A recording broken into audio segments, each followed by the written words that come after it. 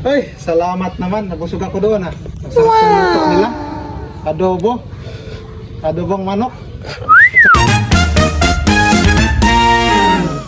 Ay, buti na lang inimbita ako dito sa birthdayhan na to ba? Nabusog ako. Ay, teka lang. Teka lang. Saan na yun? Saan na yung chinilas ko kabila? Bakit kabila na lang ito? Paano kasi? Ikaw, busog ka na. Yung, ano mo, yung aso mo, hindi mo pinakain. Uy, Nawala tuloy chilas mo. Ikaw kasi nagpabusog ka, yung aso mo, hindi mo pinakain. hindi nga problema sa akin yun. Kay, ay iniisip ko yung sarap kong makain.